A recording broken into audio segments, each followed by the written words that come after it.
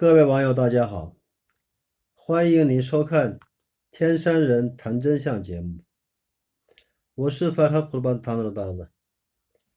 唐纳达子是我的姓。它在包括土耳其语、维吾尔语、乌兹别克语、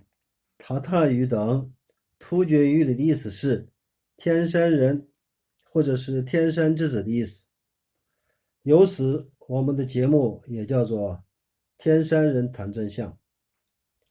今天是2020年8月8日，周六。今天我们的题目是中共在国际舞台上的表演者，种族灭绝高手高志凯也要受到严厉制裁。各位网友，上一个节目里，我们从真实的事件来认识和揭发了筹划和制定中共在东突厥斯坦所实行的种族灭绝政策的，策划和落实集中营等种族灭绝手段的那些所谓的法西斯知识分子们，主要有社会科学院中国边疆实地研究中心研究员、新疆的若干历史问题白皮书的主编人厉生，中央新疆工作协调小组简称新疆工作小组成员们，所谓的民族学专家马荣、胡安刚、杨生明、胡连河、朱维群等人和组长汪洋。今天我们也从真实的事件来揭发另一位法西斯黑手高志凯，英文名字叫 Victor Gao。21岁时北京外国语学院研究生毕业，耶鲁大学法学博士，邓小平的翻译，中金公司投行部总经理，中海油高级副总裁，香港证券及期货检查委员会第2任中国事务顾问，中国与全球化中心主任。他在外交部工作时，多次陪同邓小平会见外宾，包括尼克松、老布什、蒙代尔、基辛格等历史风云人物，曾陪同胡耀邦、李先念、杨善坤等领导人多次出国访问。从这样看来，高志凯是一位有学问、见过世面的人。按理说，作为一个受到过高等教育、有幸和著名人士、历史风云人物见面的经验、漫游世界的知识分子，应该享有人道主义的思想，应该对人类有些情感吧。但是事实证明恰恰相反。我们先讲述一个真实的事件吧。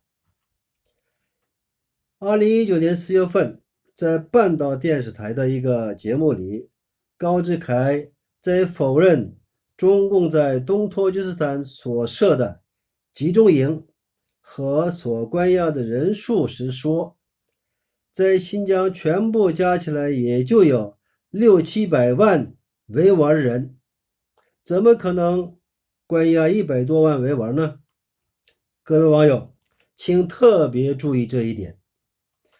根据中华人民共和国国家统计局正式发布的2015年人口普查结果公布的数据，维吾尔人口是1130万人，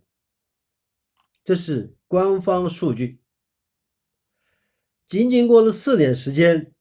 高志凯在公共场合毫不犹豫地把维吾尔人口随便减掉将近一半，也毫不在乎，不愧为是种族灭绝高手。其实这也暴露了中共在东托吉斯坦所进行的种族灭绝罪行的目标。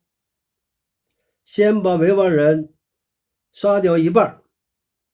剩下的再继续同化，最终彻底消灭维吾尔人。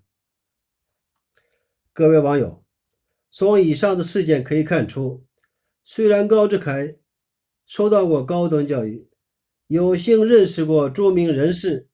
和历史风云人物，漫游过世界，见过世面，但这一切没有能够改变他心狠手辣的法西斯本性。他平时号称自己是维吾尔人的好朋友，喜欢维吾尔人，但现在看来，原来是他在笑里藏刀，一直在欺骗维吾尔人，玩弄维吾尔人纯正的人情。他也和其他法西斯知识分子一样，没有人道主义的思想，对人类没有丝毫的情感。从这个角度来看，中共在国际舞台上的表演者高志凯，中共的白皮书主编厉生，中央新疆工作小组成员马荣、胡鞍钢、杨生明、胡良和、朱伟群等人和组长汪洋等，不光是那些有正义感和有人道主义情感的汉族人的败类，同时也是人类的共同敌人。所以在今后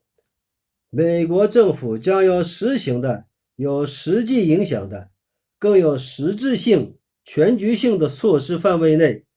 这些幕后黑手法西斯知识分子们也必须受到严厉惩罚。